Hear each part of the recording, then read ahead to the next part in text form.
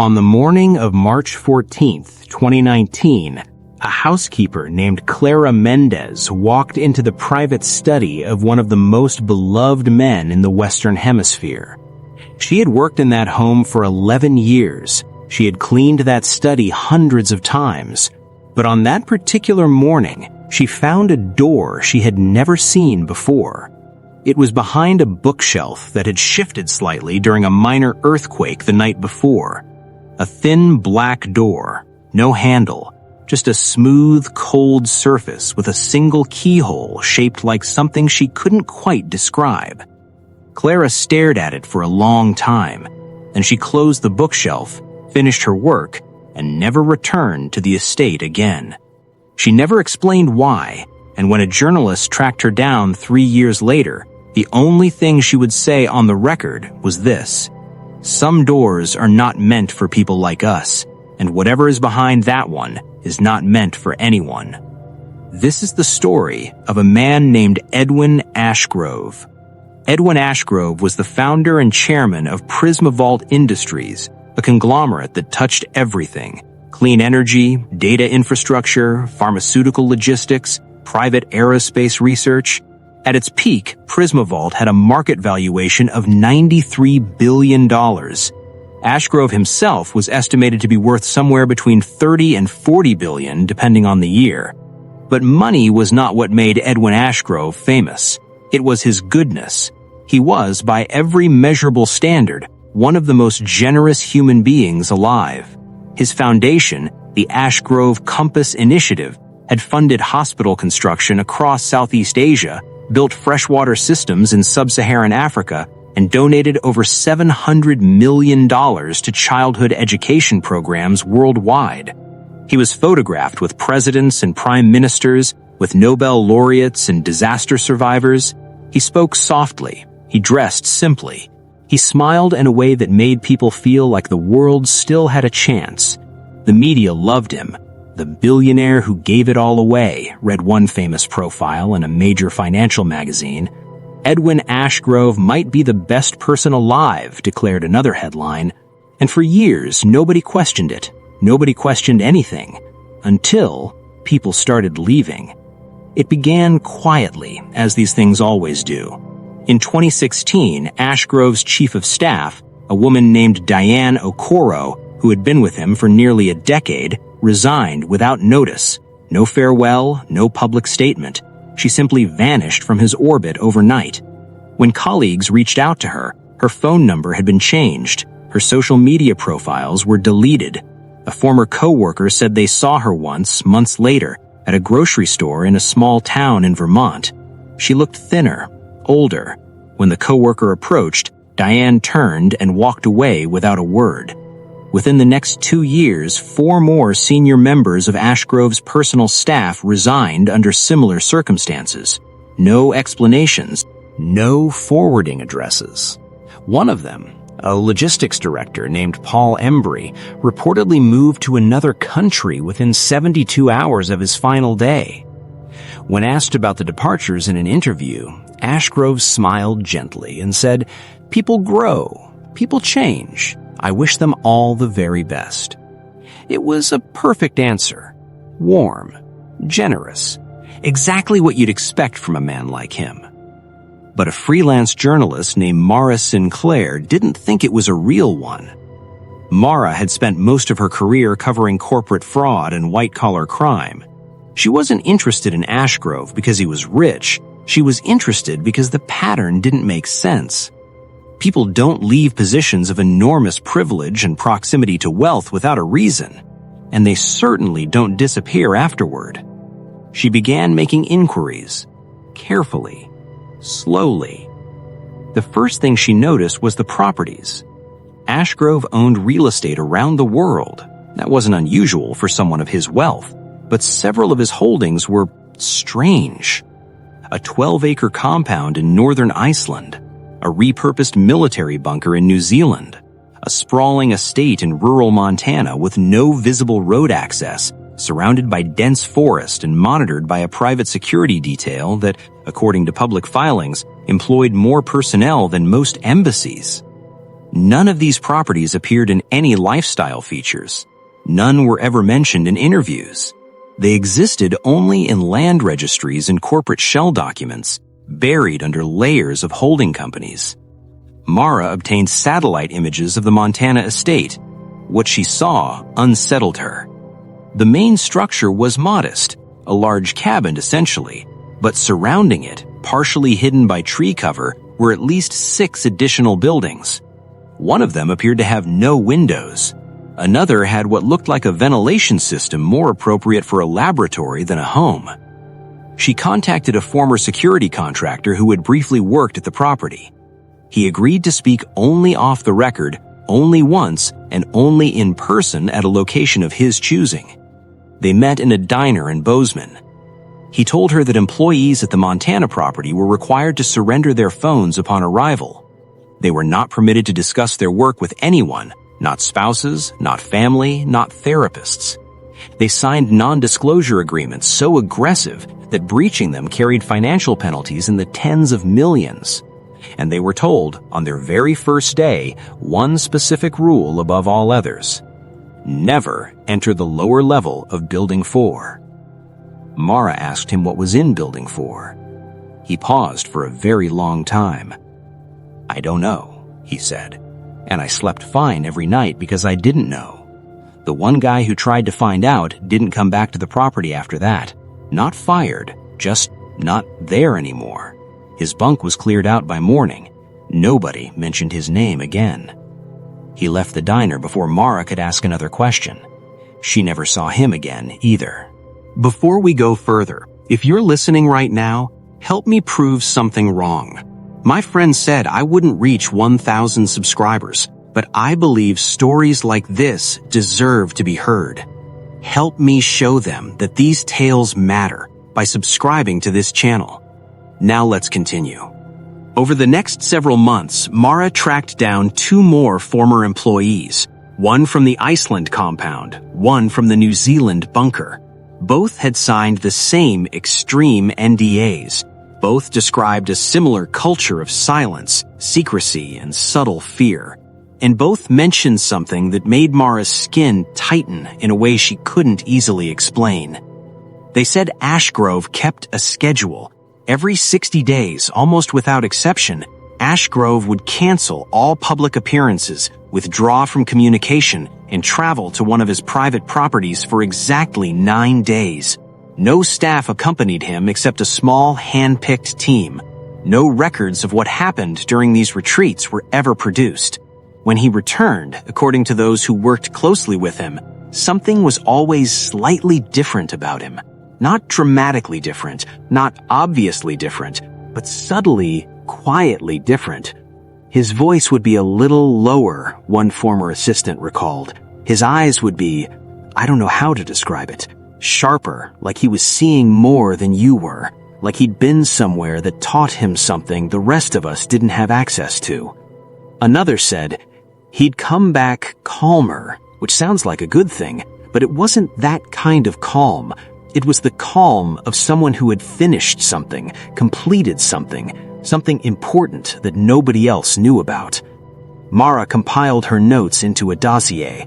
She didn't publish it. She wasn't sure what she had yet, but she felt, with the instinct of someone who had spent years following dark threads through powerful institutions, that she was standing at the edge of something enormous. Then, in February of 2021, Ashgrove did something nobody expected. He liquidated Prismavault Industries. Not slowly, not in stages, he initiated a rapid, coordinated dissolution of the entire conglomerate. Assets were sold, divisions were spun off, tens of thousands of employees were given generous severance packages. The financial world was stunned. No scandal had emerged, no lawsuit had been filed. The company was profitable. There was no apparent reason for the shutdown. Ashgrove released a single public statement. I have completed what I set out to do. I wish to live quietly now. And then he vanished. Not metaphorically, not in the celebrity sense of stepping out of the spotlight. He truly vanished. His known properties were either sold or transferred to anonymous trusts. His foundation continued to operate under independent directors who had no contact with him. His phone numbers were disconnected. His legal representatives would say only that their client was alive and well and exercising his right to privacy. Mara spent the next year trying to find him. She failed, but she found something else. During her research, she obtained a partial cargo manifest for a shipment sent to the Montana property in 2018. Most of the items were unremarkable: construction materials, food supplies, electronic equipment, but one line item stopped her cold. It read, Cryogenic Biological Preservation Unit, capacity 12, custom specification per client directive. 12 units, custom built, delivered to a property with a restricted underground level that no employee was allowed to enter. Mara never published her story, not because she was afraid, she later told a colleague, but because she realized she didn't understand what the story actually was. I can tell you something is wrong, she said. I can tell you that a man who the world worshipped was hiding something vast and deliberate beneath every smile, every donation, every handshake, but I can't tell you what it was, and that's the part that keeps me awake. To this day, Edwin Ashgrove has never resurfaced. His foundation still operates. His former employees still stay silent. The Montana property was demolished in 2022, all structures razed, all underground levels filled with concrete. Whatever was in Building 4 is buried now. And maybe that's exactly how Edwin Ashgrove wanted it. The world remembers him as one of the greatest philanthropists who ever lived. But Clara Mendez, the housekeeper who found the hidden door, remembers him differently. When asked what she thought Edwin Ashgrove truly was, she gave a one-sentence answer that has haunted everyone who has heard it. She said, "He was not practicing generosity. He was practicing forgiveness for something he had not yet been caught doing." In the summer of 2017, a 26-year-old software engineer named Jonah Creed accepted what he believed was the opportunity of a lifetime. He had been recruited by Helion Dynamics, a company so dominant in advanced data architecture that it was sometimes called the invisible backbone of the internet. Helion servers processed an estimated 19% of all encrypted global communications. Its proprietary algorithms powered everything from financial trading platforms to national security databases. Governments relied on, corporations depended on it. And yet, for a company of its size and influence, Helion Dynamics was strangely quiet. No flashy product launches, no celebrity CEO doing podcast tours, no campus tours for journalists. Just a vast, humming empire that touched nearly every digital interaction on the planet, and a founder who preferred it that way. That founder was Lucius Venn. Venn that started Helion in 1998 from a rented office above a laundromat in Austin, Texas. Within 5 years, the company had secured contracts with 3 of the 5 largest telecommunications firms in the United States. Within 10, it had expanded into 31 countries. By 2017, Helion Dynamics had a private valuation estimated at over $120 billion, making Lucius Venn one of the wealthiest individuals on Earth. But he didn't act like it. Venn gave almost no interviews. He attended no conferences. The only known photograph of him was a grainy image from a 2004 industry event in which he appeared in the background, slightly out of focus, wearing a plain gray suit. He was tall, thin. His face was angular, his expression unreadable. People who had met him described his presence as clinical. One former board member said that being in a room with Lucius Venn felt like being observed by something that was deciding whether you were useful. Jonah Creed didn't care about any of that. He cared about the work. His offer letter described his role as Systems Integration Analyst within Helion's research division, based at the company's primary campus outside of Charlotte, North Carolina. The salary was extraordinary, nearly 4 times what he'd been earning. The benefits were even more extraordinary. Full medical coverage, private housing on campus, a personal research budget, and access to computing resources that most engineers only dreamed of. There was only one unusual clause in his contract. Section 14, paragraph 3 stated, "The employee agrees to refrain from discussing, documenting, photographing or otherwise recording any aspect of operations within restricted development zones as designated by Helion Dynamics. Violation of this clause constitutes grounds for immediate termination and full financial liability under the terms of the accompanying non-disclosure agreement. Jonah asked his recruiter about it during the signing process. "Oh, that's standard," the recruiter said. "We do a lot of government-adjacent work. Classified stuff. You know how it is." Jonah signed. The campus was beautiful. Modern glass buildings arranged around a central green space, with walking trails, a gym, 2 cafeterias, and a small lake. It looked like a tech utopia. Engineers played frisbee on their lunch breaks. Teams gathered in the sunlit lounges to brainstorm. Everything felt open, collaborative, and optimistic. Except for Building 9. Building 9 sat at the eastern edge of the campus, separated from the other structures by a wide gravel path and a line of dense hedgerow. Unlike the glass and steel aesthetic of the rest of the campus, Building 9 was a windowless concrete rectangle, painted a flat institutional gray. There were no signs on it, no company logos, just a single steel door with a biometric access panel and a small, unblinking camera mounted above the frame. Jonah noticed it on his first day. He asked a colleague about it. "Don't worry about it," the colleague said. He asked another colleague a week later. "That's restricted. Just stay focused on your projects." He asked his team lead. "Jonah, there are parts of any company that not everyone has access to. That's all it is. Drop it." So he dropped it. For a while. Jonah spent his first 3 months doing brilliant, challenging work. He was optimizing data routing algorithms for Helion's new European server network. The work was intellectually thrilling. His team was talented. He felt like he was building something meaningful. But small things began to bother him. The first was the silence around certain topics. Every company has internal politics, gossip, speculation, but at Helion, there were subjects that simply did not exist in conversation. Nobody talked about Building 9. Nobody talked about the restricted development zones mentioned in their contracts. Nobody talked about the fact that every Tuesday and Thursday evening, a fleet of unmarked vans arrived at the campus's rear gate and drove directly to Building 9's loading dock, departing before dawn. Jonah mentioned the vans to a coworker named Sophie during lunch. Sophie's face went completely still. She set down her fork. She looked at him with an expression he would later describe as controlled terror. "Jonah," she said quietly, "I'm going to give you advice that I wish someone had given me earlier. Do not notice things here. Do not talk about the things you notice. And above all, do not try to understand them." She stood up and walked away. 2 weeks later, Sophie was gone. Her desk was cleared. Her badge was deactivated. Human Resources said she had accepted an opportunity elsewhere. No one had her contact information. In her desk drawer, which hadn't been fully emptied, Jonah found a single sticky note. On it, in small, neat handwriting, was a sentence that changed the trajectory of his life. It read, "They're not storing data, they're storing people." Jonah stared at the note for a long time. He should have thrown it away. He should have done what Sophie told him and stopped noticing things. He should have kept collecting his extraordinary paycheck and optimizing his algorithms and playing frisbee on the green. Instead, he began to investigate.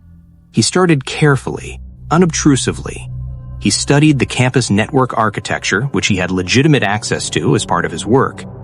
Helion's internal systems were organized into tiers.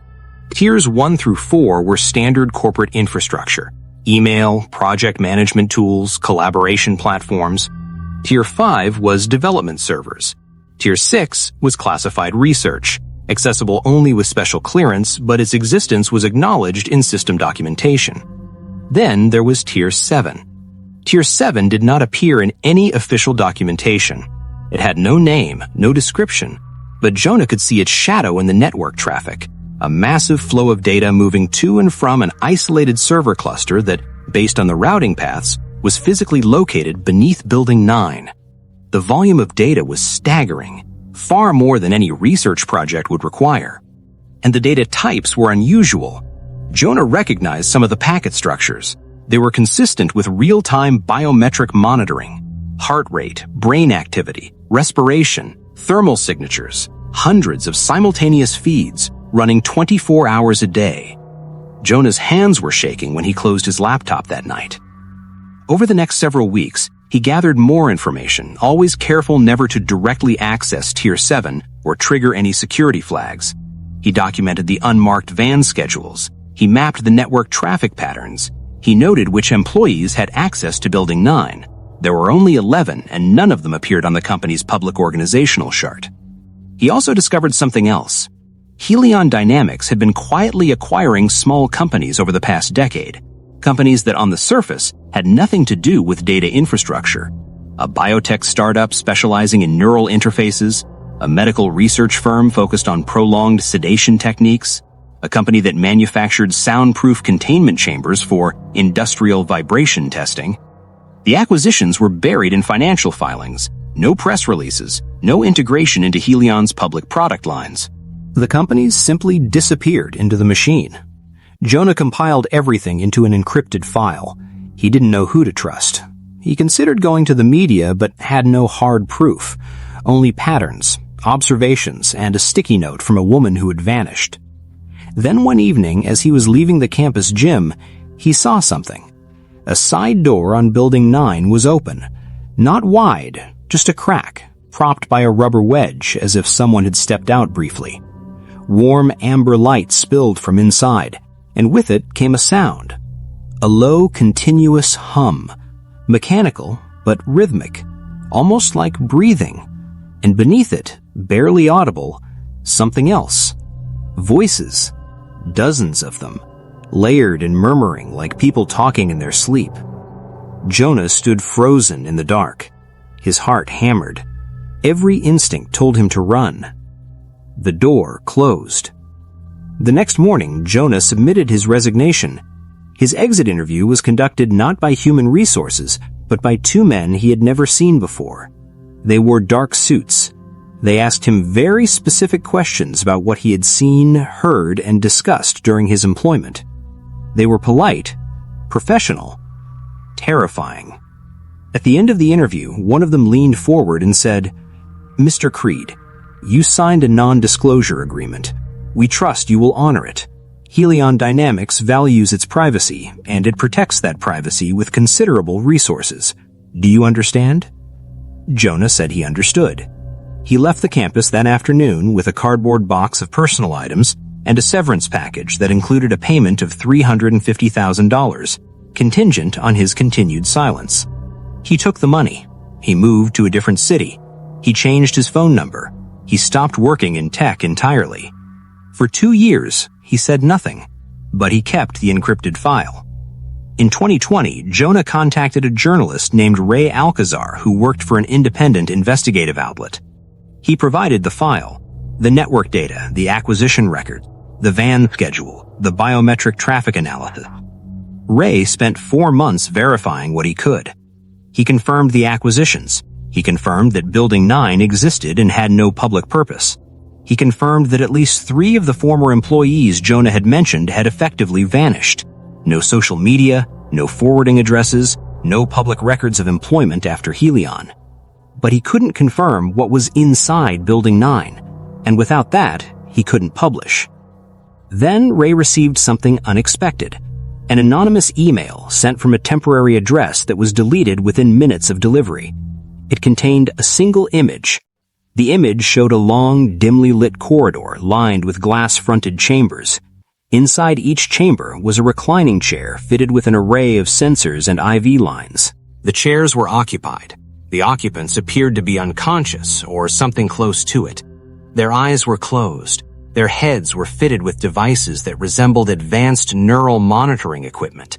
Screens beside each chamber displayed scrolling data, brainwave patterns, heart rhythms, metabolic indicators. There were at least 40 chambers visible in the image. The corridor extended beyond the frame, suggesting many more. The email contained no text, no explanation, just the image. Ray Alcazar never published the story. He said later in a private conversation that within 48 hours of receiving that image, his hard drive was remotely wiped. His apartment was entered while he was away. Nothing was taken, but items had been moved, and he received a phone call from an unlisted number. The caller said nothing. They simply stayed on the line for 60 seconds and hung up. Ray understood the message. Helion Dynamics continues to operate. Its servers still process nearly a fifth of global encrypted communications. Lucius Venn is still its chairman. Building 9 still stands at the eastern edge of the Charlotte campus, windowless and silent. And somewhere in the network, Tier 7 still hums. Biometric feeds still flow, hundreds of them, day and night. Jonah Creed lives quietly now, in a small town he is asked not to be named. He doesn't use computers anymore. He reads paper books. He takes long walks. He sleeps with the lights on. When asked what he believes is happening inside Building 9, he gives an answer that is both maddeningly vague and deeply unsettling. I think Lucius Venn found a way to use people as infrastructure, he says. Not their labor, not their skills, their minds. I think those people in those chambers are not prisoners in the way we understand the word. I think they're servers.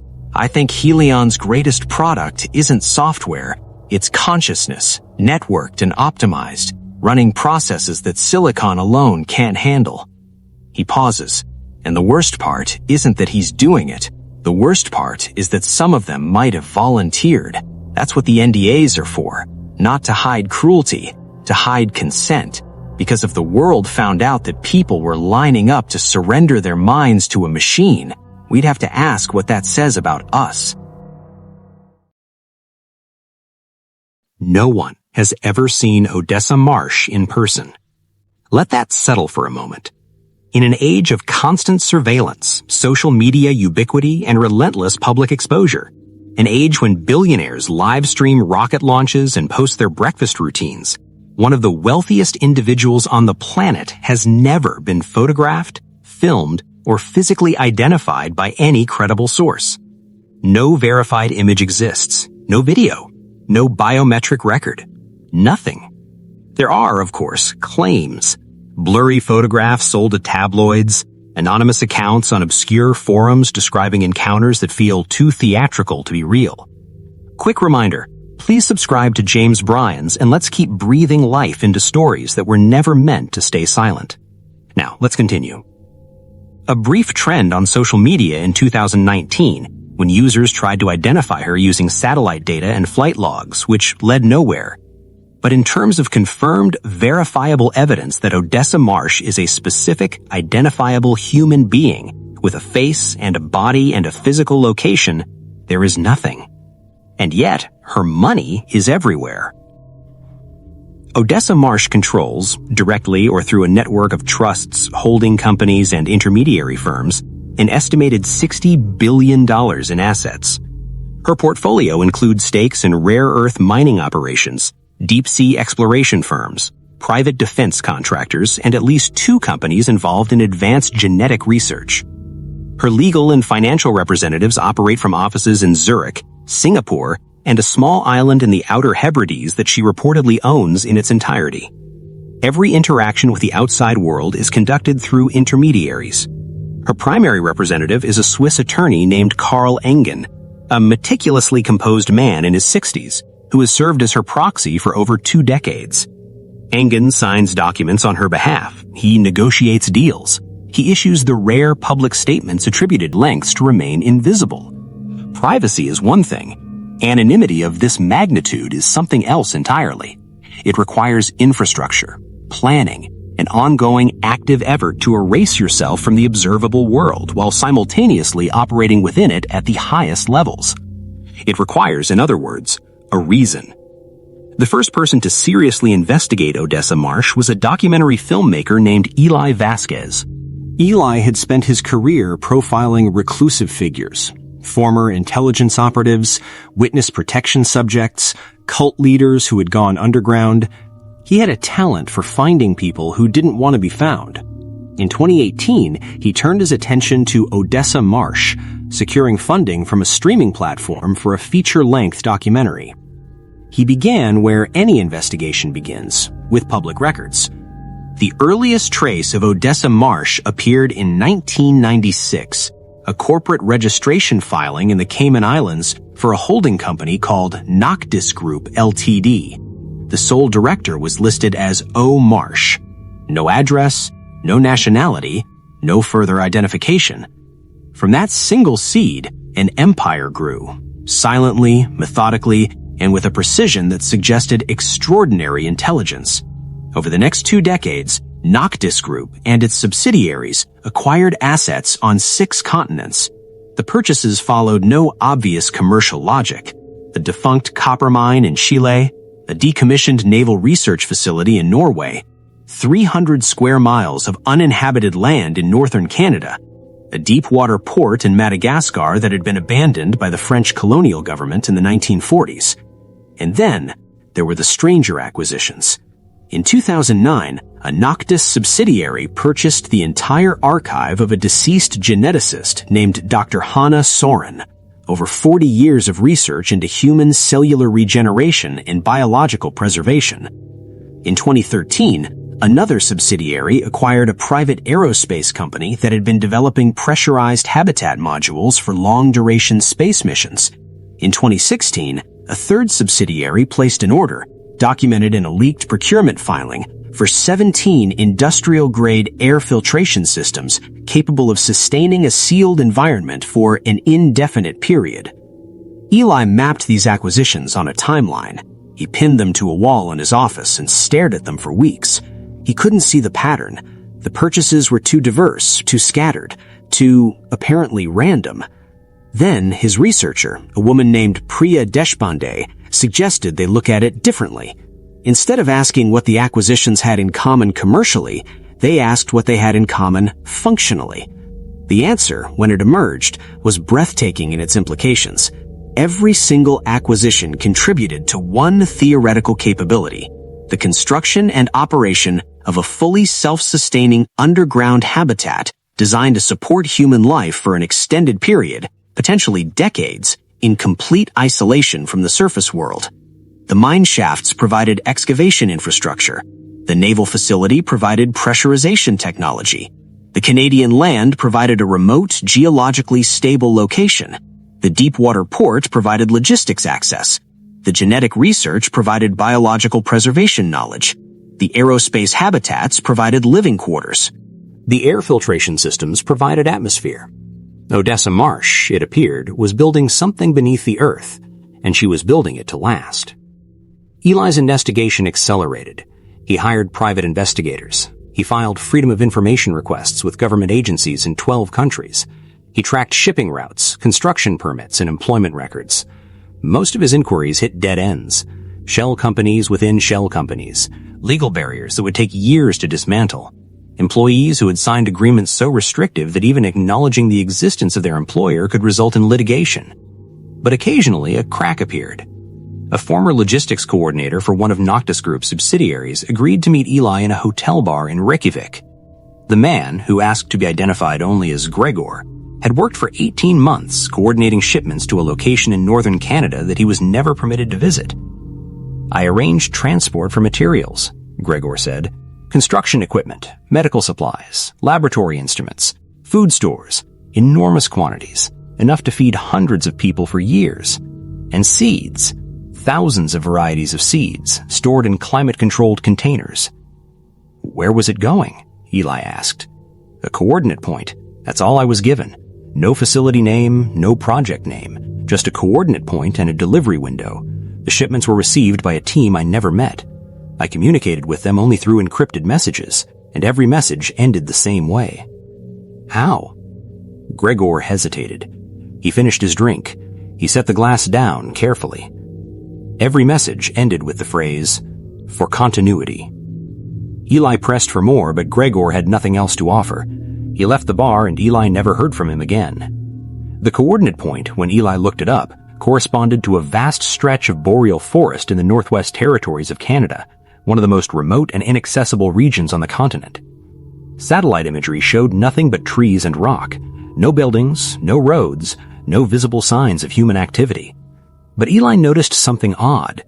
In satellite images taken between 2011 and 2015, a section of forest approximately 2 miles in diameter appeared subtly different from its surroundings. The tree density was uniform, too uniform, as if it had been replanted to conceal something. And at the center of that section, thermal imaging revealed a heat signature, faint but consistent, emanating from below the surface. Something was down there. Something warm. Something running. Eli contacted the Canadian government. They had no record of any construction permits issued for that location. They had no record of any development activity. As far as the official maps were concerned, the area was pristine wilderness. But the heat signature was there, day after day, month after month, year after year. Something alive beneath the trees. Eli expanded his investigation. He sought out anyone who might have had direct contact with Odessa Marsh herself. Not through intermediaries, not through legal proxies, but face to face. He found only one. A retired private banker named Ren Halloway, 81 years old, living in a care facility in Geneva. Halloway had managed the personal accounts of dozens of ultra-wealthy individuals over a career spanning 5 decades. And in 1997, 1 year after the founding of Noctis Group, he claimed to have had a single, brief meeting with the woman behind it. Eli visited him with a camera. Halloway agreed to speak, though his memory was fragile and his account was sometimes contradictory. But certain details remained vivid. She came to the bank, Halloway said, alone, no entourage, no attorney, just a woman in a dark coat. She was unremarkable. That was the strange part. You would pass her on the street and forget her immediately. Average height, brown hair, I think, or dark blonde. Plain features, no jewelry, nothing distinctive. What did she want? Eli asked. She wanted to establish a trust structure, very complex, multiple jurisdictions. She had already prepared the documents, all of them, perfectly drafted. She didn't need our lawyers. She needed our compliance, our signatures, our silence. Did she explain what the trust was for? Halloway's eyes drifted. He was quiet for a long time. She said she was preparing for a long absence. Those were her exact words. A long absence. I assumed she meant retirement, seclusion, the kind of thing wealthy people do when they tire of the world. He paused again.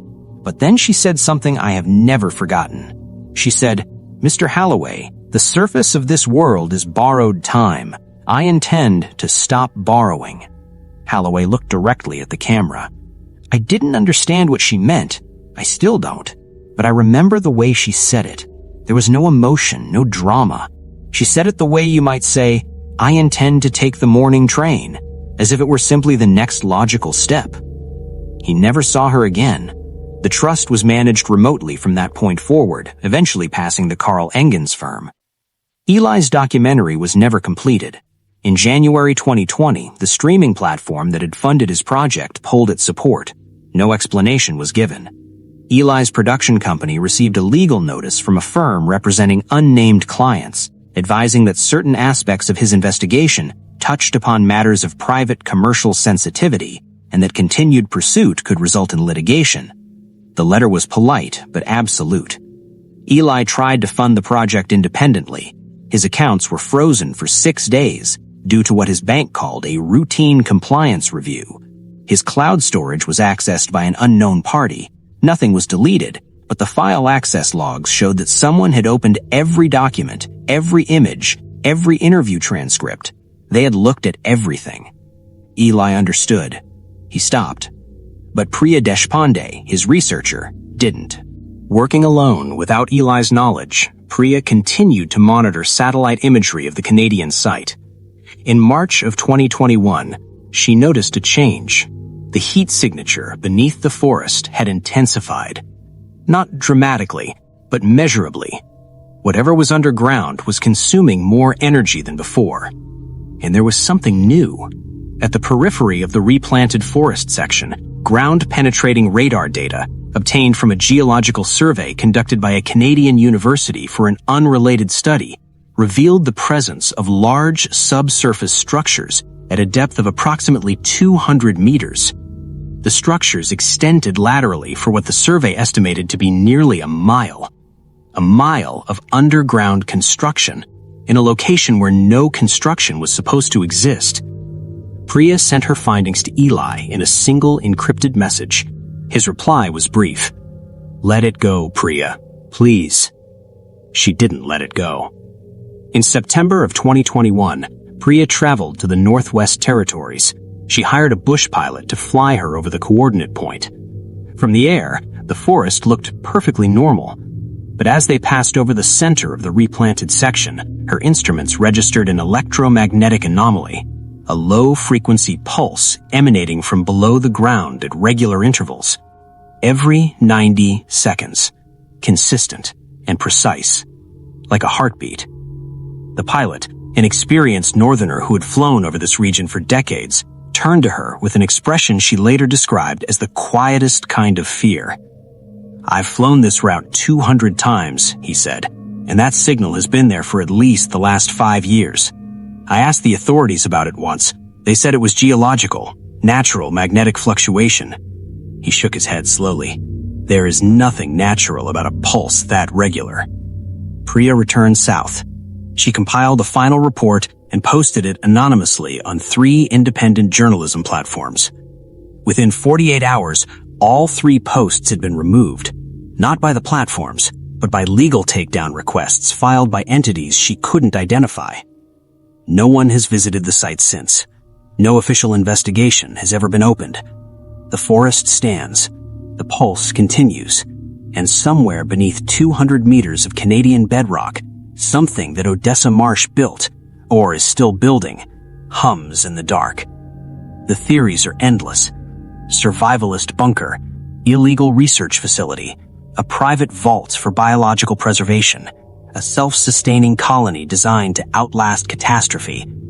Some have speculated that Odessa Marsh herself has already descended into her creation, that the reason no one has ever seen her is that she left the surface world years ago and has no intention of returning.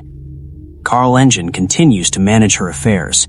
Deals are still signed, money still moves, the empire still grows, but the woman behind it remains invisible.